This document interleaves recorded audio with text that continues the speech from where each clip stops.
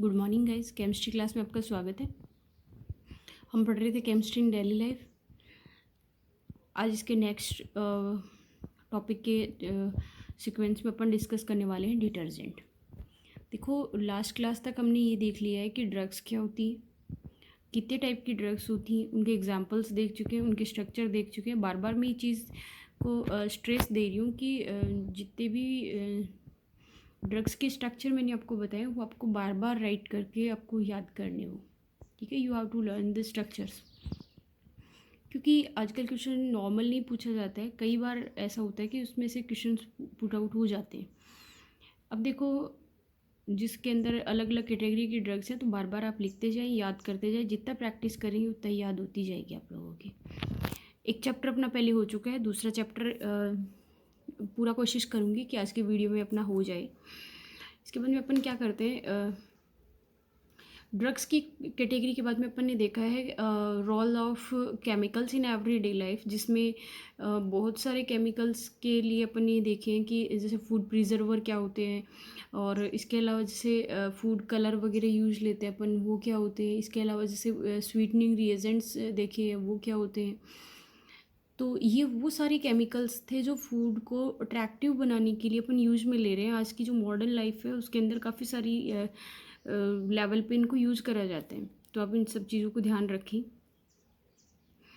सातवीं जो वीडियो है उसको आप जूम करते जाएं। इसके अलावा क्वालिटी को मैंने काफ़ी इम्प्रूव करने की कोशिश करी है। फिर भी आप लोग इसमें थोड़ा सा क्वालिटी जब यूट्यूब पे देख रहे हो तो फ्रिक्वेंसी इंक्रीज़ करके देन आप इसको देखें, और इसके नोट्स मैनर से बनाते जाएं। जहाँ कहीं भी कन्फ्यूज़न हो तो या तो आप पूछ लें, और मे भी इतना पॉसिबल नहीं हो पा रहा है तो आप बुक से इसको क्या कर सकते हो, प्रूफ रीडिंग कर सकते हो। इसमें कोई दिक्कत नहीं है। तो नोट्स मेरे हिसाब से ऐसी कोई वो नहीं है। मैंने बहुत फेयर एंड फाइन लिखने की कोशिश करी है। चलो अपन टॉपिक स्टार्ट करते हैं। एक आपसे बार बार यही रिक्वेस्ट है, please subscribe the channel and share with your friends, because this is the publish account.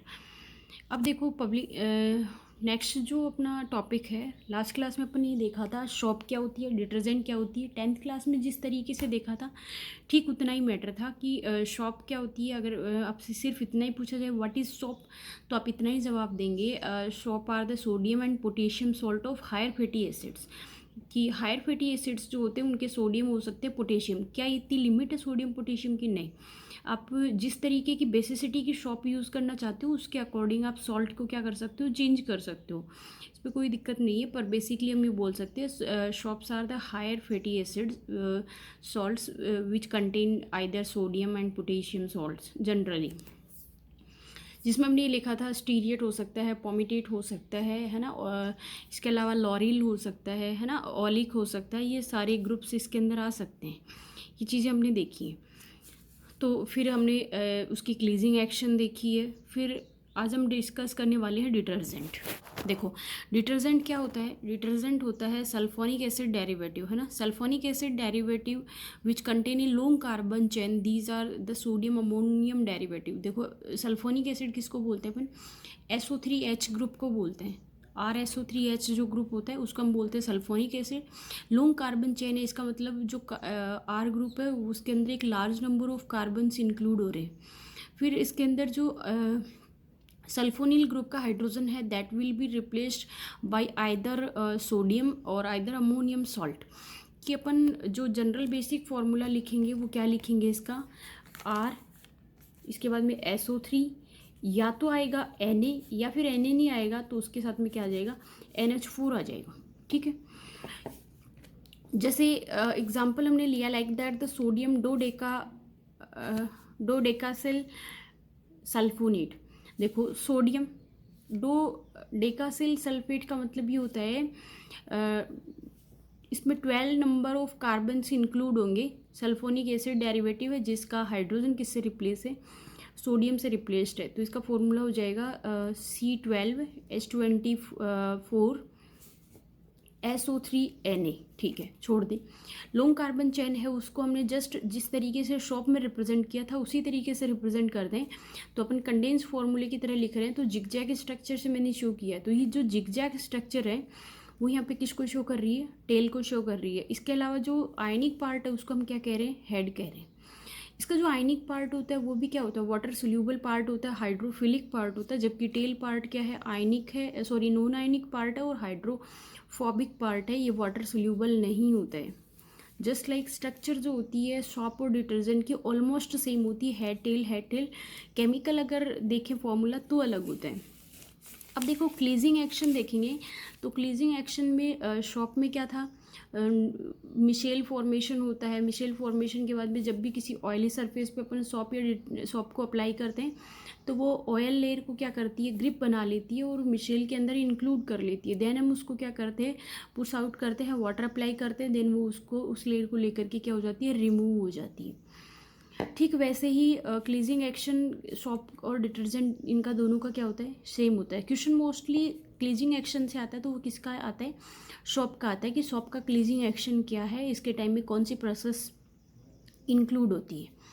अब देखो सॉप जो होती है, ये ध्यान रखिए, सॉप का जो एक्वा सोल्यूशन होता है वो कैसा होता है, बेसिक सोल्यूशन होता है। क्या रीज़न है उसका, बेसिक सोल्यूशन होने का रीज़न ये होता है कि उसके अंदर RCS कार्बोक्सिलिक एसिड, उसका कौन सा सॉल्ट होता है, सोडियम सॉल्ट होता है। तो जब कार्बोक्सिलिक एसिड मतलब जब साबुन होता है उसका जब वाटर में डिज़ोल्व करेंगे, RCON is the base structure of shop. जब इसको हम वाटर में डिज़ोल्व करेंगे तो वाटर में डिज़ोल्व करने के बाद में जब आयनिक डिस्प्लेसमेंट होगा तो हमारे पास रिएक्शन बन रही है RCOH और NaOH। एक चीज़ आप याद रखें, जितने भी ऑर्गेनिक एसिड्स होते हैं, अगर जो एसिड्स होते हैं वो सारे के सारे किस में आते हैं, वीक एसिड्स में आते हैं, देन किसके, इनऑर्गेनिक एसिड्स के। तो इसके एक्वा सोल्यूशन में एक वीक एसिड है, एक स्ट्रॉन्ग बेस है, तो ओवरऑल ऑलमोस्ट जो सोल्यूशन होगा वो कैसा होगा, बेसिक सोल्यूशन होगा। इसलिए ऐसे बोलते हैं कि सॉप का जो एक्वा सोल्यूशन होता है वो कैसा होता है, बेसिक होता है। नेक्स्ट जो है वो अपन डिस्कस कर रहे हैं कि जो डिटर्जेंट होता है उसका मिक्सचर जो होता है वो किससे मिलकर के बना हुआ होता है, वाइल द जो डिटर्जेंट का मिक्सचर होता है वो किससे मिलकर के बना होता है, strong acid plus strong base से मिलकर के बना हुआ होता है ना। स्ट्रॉन्ग एसिड और स्ट्रॉन्ग बेस से मेरा मतलब है, स्ट्रॉन्ग एसिड और स्ट्रॉन्ग बेस से मेरा मतलब है कि डिटर्जेंट का जो मिक्सचर होता है वो स्ट्रॉन्ग एसिड और स्ट्रॉन्ग बेस से मिलकर के बना हुआ होता है। एक बार देखिए, जब डिटर्जेंट को वाटर में डिज़ोल्व करते हैं तो हमारे पास सल्फोनिक एसिड प्लस NaOH मिलता है। सल्फोनिक एसिड भी कैसा है, इनऑर्गेनिक एसिड की कैटेगरी में, और ये भी क्या इनऑर्गेनिक बेस है, दोनों ही क्या है, strong acid plus strong base है। तो इसका सोल्यूशन क्या होता है, न्यूट्रल। इस सारी मटेरियल को बताने का क्या मेन टारगेट है, वो ये है कि सोप का सोल्यूशन बेसिक होता है, इसलिए हमारी स्किन को क्या करता है, डैमेज करता है। जबकि जो डिटर्जेंट का सोल्यूशन होता है वो कैसा होता है, न्यूट्रल होता है, इसलिए डिटर्जेंट का जो सोल्यूशन होता है वो हमारी बॉडी पे कोई अदर इफेक्ट नहीं डालता है।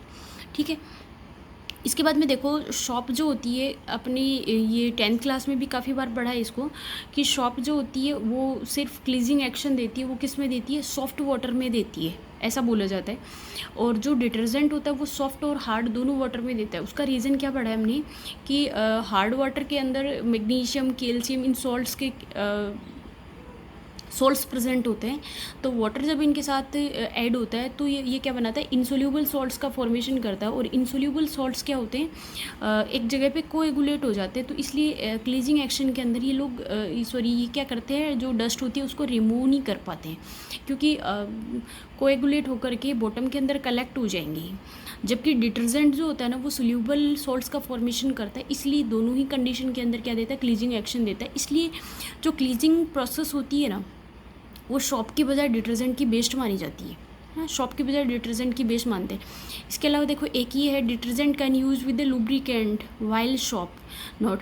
लुब्रिकेंट का मतलब ये होता है कि अगर हमारे पास में, लुब्रिकेंट का मतलब होता है जैसे ग्रीस वगैरह होता है, कुछ ऐसा सब्सटेंस जो क्या देता है, स्मूथ टच देता हो, तो उसके साथ आप डिटर्जेंट को यूज़ कर सकते हो, कोई इफेक्ट नहीं होता है लुब्रिकेंट का।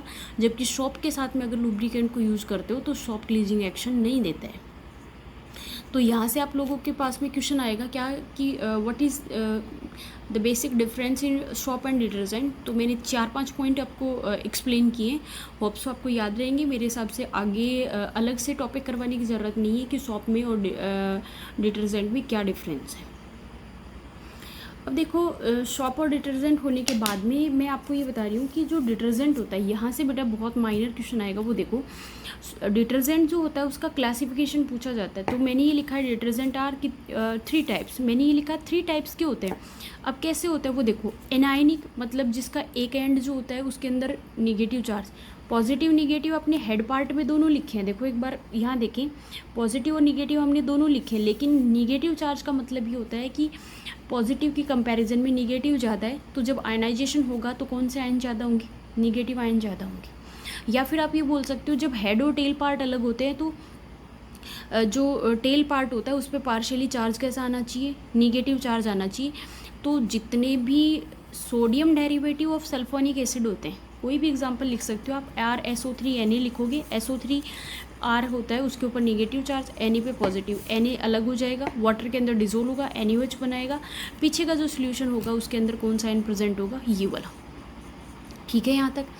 इसके अंदर एनायनिक में आपको क्या लिखना है, RSO3Na, जिसमें मैंने दो डेकासेल लिया है, तो 12 कार्बन की सीरीज़ है, कोई दिक्कत नहीं है। 15 का लेगूँ तो पॉमेटिक एसिड हो जाएगा, तो इसमें कोई खास फ़र्क नहीं पड़ना। अब लेकिन आपको ध्यान कहाँ रखना है, ये ग्रुप ध्यान रखना, RSO3Na group are classified into anionic detergents.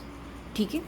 Next जो डिटर्जेंट है वो आएगा अपना केटायनिक डिटर्जेंट। देखो केटायनिक डिटर्जेंट का मतलब ये है कि जब डिटर्जेंट का आयनाइजेशन हो, किस में, वाटर के अंदर, जब आयनाइजेशन हो तो उस टाइम में क्या हो, जो चेन है हमारी उसके ऊपर तो पार्शियली पॉजिटिव चार्ज आना चाहिए, और जो अदर हेड पार्ट बचता है उसके ऊपर चार्ज कैसा हो, निगेटिव। वो तो क्या हो जाएगा, हेड पार्ट तो वाटर सोल्यूबल है तो उसका तो कोई मैटर ही नहीं होना चाहिए। ठीक है, हेड पार्ट सोल्यूबल हो जाएगा, उसका कोई रोल नहीं है। तो जो मेन रोल होता है वो किसका है, चेन का है। तो चेन पे पीछे अगर पॉजिटिव चार्ज बच रहा है तो वो डिटर्जेंट किस तरीके का होगा, केटायनिक डिटर्जेंट होगा।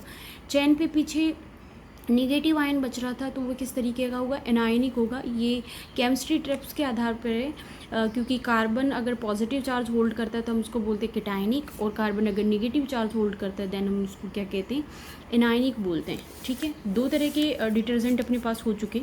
इसके बाद में आप ये देखो नेक्स्ट जो है उसके अंदर ये देखो non ionic detergents. Non ionic detergent का मतलब ये, इसके अंदर एक बार ये और देखो आप, क्वाटनरी अमोनियम सॉल्ट आएगा। क्वाटनरी अमोनियम सॉल्ट ये होता है जिसमें N के ऊपर 3 ग्रुप और एक फोर्थ क्या होता है, कोई भी क्लोरीन ब्रोमीन इस तरीके से होता है। मोस्ट ऑफ जो स्टेबल होता है वो क्लोरीन आयन प्रेजेंट होता है। तो उसके अंदर RSO3Na ग्रुप था, इसके अंदर क्या होता है RN, है ना, और R3Cl माइनस Br माइनस, जो भी आएगा कोई भी ग्रुप ले सकते हो आप। ठीक है, क्वाटनरी अमोनियम सोल्ट है। नॉन आयनिक के अंदर क्या होगा, नॉन आयनिक के अंदर जब अपन इसको डिसोल्व करेंगे तो जो डिटर्जेंट होगा उसके अंदर हाइड्रोजन बॉन्डिंग प्रेजेंट होगी। तो हाइड्रोजन बॉन्डिंग या तो कार्बोक्सिलिक एसिड वाले ग्रुप बनाते हैं, या फिर एस्टर वाले बनाते हैं, या फिर अल्कोहल वाले बनाते हैं। तो इसके अंदर अदर फंक्शनल ग्रुप प्रेजेंट होंगे, है ना, कई सारे फंक्शनल ग्रुप प्रेजेंट होंगे, दोनों एंड की तरफ प्रेजेंट हो सकते हैं या फिर सिंगल एंड की तरफ प्रेजेंट होंगे, तो कोई दिक्कत नहीं है। अब देखो फाइनली क्या याद रखना है, anionic RSO3Na group, cationic RnR3Cl minus, और नॉन आयनिक में लिख सकते हो RCH2OOH। ठीक है, अब देखो ये तो हो गया डिटर्जेंट का, आप इसको एक बार माइनरली पढ़ लेना, याद हो जाएगा। नेक्स्ट जो है डिटर्जेंट के बाद में इसके अंदर अपने पास में ये है,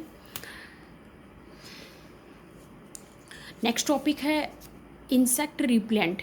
इंसेक्ट रिप्लेंट किसको कहते हैं, जैसे इंसेक्ट्स का मतलब होता है छोटे जो उड़ने वाले जो एनिमल्स है, लोअर कैटेगरी के फ्लाइज वगैरह आती हैं जिनके अंदर, है ना, मॉस्किटोज वगैरह हैं, ये आते हैं, उसको अपन बोलते हैं इंसेक्ट्स। इंसेक्ट्स रिप्लेंट का मतलब ये होता है कि इनको दूर भगाने के लिए हम जिन केमिकल्स को यूज़ करते हैं उनको हम क्या कहते हैं, इंसेक्ट रिप्लेंट्स बोलते हैं।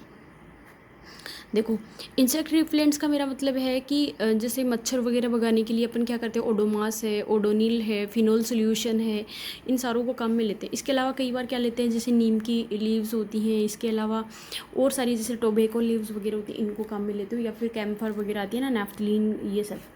तो इंसेक्ट रिप्लेंट्स का देखो, chemicals which are use to kill the insects, कि वो केमिकल जो इंसेक्ट्स को किल करने के काम में आते हैं। These are the chemicals which stop the respiration system of the insects are called insect repellents. कि इंसेक्ट रिपेलेंट्स क्या करते हैं, उनमें रेस्पिरेशन जो सिस्टम होता है उसको ब्लॉक कर देते हैं, और उससे क्या होता है, इंसेक्ट्स की डेथ हो जाती है, या वो फिर क्या हो जाती है, उनकी पॉपुलेशन गिर जाती है। इसलिए ये क्या होते हैं, इफ़ेक्टिव होते हैं उनको कम करने के लिए। उसके बाद में आते हैं कि ये जो इंसेक्ट रिपेलेंट्स होते हैं, दीज में भी सॉलिड, दीज में भी लिक्विड और फ्यूमिंग। इसका मतलब ये होता है कि ये सॉलिड फॉर्म में भी हो सकते हैं, ये लिक्विड में भी हो सकते हैं, और फ्यूमिंग का मतलब होता है स्प्रे की फॉर्म में भी हो सकते हैं। जैसे हीट वगैरह काम में लेते हैं मोस्टली उसका, है ना, या तो लिक्विड हो सकता है, या फिर सॉलिड हो सकता है, या फिर फ्यूमिंग हो सकता है। जैसे लिक्विड की फॉर्म में तो फिनॉल सोल्यूशन अपन काम में लेते हैं, सॉलिड की फॉर्म में जैसे कैम्फर वगैरह की टेबलेट्स वगैरह काम में लेते हैं, या फिर जैसे लीव्स वगैरह होती है वो काम में ले रहे हैं। और फ्यूमिंग का मतलब जैसे जो स्प्रे वगैरह काम में ले रहे हैं, वो सारे के सारे। ये आता है इंसेक्ट रिपेलेंट्स। तो आपको याद रखना है इंसेक्ट रिपेलेंट्स क्या होता है। छोटे छोटे कई बार शॉर्ट नोट पूछ लेते हैं, इससे ऐसा ही क्वेश्चन आने की पॉसिबिलिटी रहती है। इसे मार्क्स के वेटेज के हिसाब से बेटा ये 3 मार्क्स का चैप्टर है अपना। नेक्स्ट है फिरोमोन्स। देखो फिरोमोन किसको कहते हैं, बहुत छोटी सी टर्म है, वैसे बायोलॉजी में आपने देखा होगा, बायोलॉजी के बच्चे तो काफ़ी जानते भी होंगे इसको। फिरोमोन क्या होता है, जैसे आपने कई बार ये देखा होगा कि जैसे आंट्स होती है, उनकी एक सीक्वेंस के हिसाब से एक लाइन चलती जाती है, तो सारी आंट्स उसी लाइन को फॉलो करते हुए जाएंगी। या फिर जैसे हनी बीज वगैरह होती है, तो जिस जगह पे वो पर्टिकुलर जा रही है वहीं पे जाती जाएंगी। कहने का मतलब है लोअर कैटेगरी के जो एनिमल्स होते हैं वो एक लाइन के हिसाब से, एक सीक्वेंस के हिसाब से, मोस्टली आंट्स में ही देखते हैं अपन, तो उसमें क्यों चलते हैं वो, तो उसका एक रीज़न होता है कि उन जो लोअर कैटेगरी के एनिमल्स होते हैं तो उसमें वोकल कॉर्ड तो होता नहीं है, बातचीत करने का तरीका तो होता नहीं है। तो उनमें क्या होता है, लोअर कैटेगरी के एनिमल्स में वो कुछ केमिकल्स सीक्रीट करते हैं, कुछ केमिकल्स क्या करते हैं, एक्सक्रीट करते हैं, रिलीज करते हैं। उस केमिकल को आइडेंटिफाई उसी क्लास के अदर एनिमल्स करते हैं, बाकी पे इसका कोई इफेक्ट नहीं होता। तो केमिकल्स जो एक क्लास के एनिमल दूसरे अपनी कैटेगरी के दूसरे एनिमल को अट्रैक्ट करने के लिए रिलीज करता है, उसको अपन क्या बोलते हैं, फिरोमोन बोलते हैं। तो फिरोमोन सीक्रेट करने की वजह से आंट्स क्या होती है, एक ही लाइन में चलती है। ये क्यों काम में लिए जाते हैं, तो मोस्टली ऐसा माना जाता है कि ये सेक्सुअल अट्रैक्शन के लिए काम में ली जाती है। तो जितने भी लोअर कैटेगरी के एनिमल्स होते हैं उनके अंदर जो सेक्सुअल अट्रैक्शन है उसके लिए ये जो केमिकल होता है वो सीक्रेट करा जाता है। ठीक है, तो आपको ये याद रखना है। फिरोमोन क्या होता है, लोअर कैटेगरी के एनिमल्स के बॉडी से सीक्रेट होने वाला कुछ केमिकल होता है जो उसी क्लास के अदर एनिमल्स के द्वारा आइडेंटिफाई करा जाता है। बाकी अदर क्लास की अदर स्पीसीज़ के एनिमल्स पे इसका कोई इफेक्ट नहीं होता। ये क्या करते हैं, ये एक जो कम्युनिकेशन का एक तरीका होता है, मोस्टली सेक्सुअल अट्रैक्शन के लिए ये काम में ली जाती है। मेल और फीमेल दोनों के थ्रू रिलीज करे जा सकते हैं। ठीक है, अब यहाँ से क्वेश्चन क्या आता है, इसमें ये आता है कि give any example of 2 pheromones. तो फेमस है ये दोनों ही फिरोमोन। एक तो होती है मेल मस्क डियर होती है, हिरन होता है ना, उसकी जो बॉडी होती है उससे मस्क निकलता है, आपने सुना है मस्क निकलता है, तो कस्तूरी बोलते हैं जिसको। तो ये जो मस्क होता है इसका केमिकल नेम क्या होता है, मस्कोन होता है। जो फीमेल जो डीर होती है उसको क्या करता है, अट्रैक्ट करने का काम करता है ना, उसको अट्रैक्ट करने का काम करता है। ठीक है, दूसरा जो टाइगर होता है, कैट होता है, उनके अंदर जो फिरोमोन रिलीज होता है उसको अपन क्या बोलते हैं, सिवेटोन बोलते हैं। दोनों के आपको केमिकल फॉर्मूले याद रखने हैं, चाहे मिस्कोन हो चाहे सिवेटोन हो, दोनों ही क्या होते हैं, अच्छे फिरोमोन्स होते हैं जो उनको अट्रैक्ट करने के काम में। अब देखो जो अपन ने ये देखा है जो क्या बोलते हैं इसको, फिरोमोन्स है ना। फिरोमोन्स में आप लोगों को ना ये 2 चीज़ें याद रखनी है, दोनों के केमिकल फॉर्मूले याद रखने। दोनों ही फिरोमोन क्या होते हैं, साइक्लिक कीटोन होते हैं। अब ये फिरोमोन अपन ने यहाँ क्यों पढ़ा है उसका रीज़न सुनो। हमने पढ़ा है इंसेक्ट रिपेलेंट, है ना। इंसेक्ट रिपेलेंट के अंदर देखो, मैं ये इस चीज़ को स्ट्रेस इसलिए दे रही हूँ, इंसेक्ट रिपेलेंट में हम उन चीज़ों को काम में लेते हैं जो क्या करती हैं, इंसेक्ट्स को या तो किल कर देती है या उस पर्टिकुलर जगह से क्या कर देती है, रिप्लेस कर देती है। तो रिप्लेस करने के लिए अपन क्या कर सकते हैं कि जैसे ये मेल मस्क डियर के अंदर होने वाला मस्कोन है या टाइगर कैट में मिलने वाला जो सिवेटोन है, इनको अगर अपन यूज़ में ले तो अदर जो जैसे मेल या फीमेल जो अट्रैक्ट होती है वो एक जगह पे कलेक्ट हो जाएंगी, और कलेक्ट हो जाएंगी तो उनको इजीली किल करने में अपन को दिक्कत नहीं आएगी। इसलिए क्या करते हैं, इसको एज ए इंसेक्ट रिपेलेंट काम में ले सकते हैं। किसको, फिरोमोन को। पर्टिकुलर आपसे टर्म पूछी जा सकती है कि फिरोमोन किसको कहते हैं। मस्कोन और सिवेटोन दोनों साइक्लिक कीटोन है, इनके अंदर काफ़ी फ्यूमिंग स्मेल होती है, बहुत तेज़ स्मेल होती है, इसलिए बहुत डिस्टेंस तक भी ये इफ़ेक्टिव होती है और इफ़ेक्ट होकर के केवल वही एनिमल्स क्या होंगे, अट्रैक्ट होकर के आएंगे, बाकी अदर एनिमल्स के इसके ऊपर इसका कोई साइड इफ़ेक्ट नहीं होगा। इसलिए ज़्यादातर जो एनिमल्स होते हैं उनको कलेक्ट करने के लिए ये जो फिरोमोन्स होते हैं वो एज ए इंसेक्ट रिपेलेंट काम में लिए जाते हैं। ठीक है, ये तो अपना क्या था, जो छोटे छोटे टॉपिक्स थे वो थे। इसके अलावा देखो बेटा, अपना एक तो इस चैप्टर के लिए डाइज बच गए। डाइज के अंदर काफ़ी वाइल्ड कैटेगरी है, तो मैं कोशिश करती हूँ कि किसी वीडियो के अंदर इसको एक्सप्लेन करूँ। अगर पॉसिबल नहीं हो पाए, मुझे इजी फील नहीं हुआ, देन हम इसको क्लास में डिस्कस करेंगे। ठीक है, तो और एक अपना नेक्स्ट जो टॉपिक बचा वो है रॉकेट प्रोपोलेंट। तो नेक्स्ट क्लास में अपना ये चैप्टर फिनिश हो जाएगा। दोनों ही चैप्टर थियोरेटिकल हैं। आप लोगों से रिक्वेस्ट है बेटा, इस चीज़ को बार बार आप लोग क्या करें, बी सीरियसली पढ़ते जाएं, क्योंकि जो क्लास है वो बहुत ही टू बी सीरियसली हो रही है। इसलिए बार बार इन टॉपिक्स को आप लिखते जाएं, एक्सप्लेन करते जाएं, लर्न करते जाएं। अपनी तरफ से भी इन चैप्टर्स को आप क्लियर करते रहें।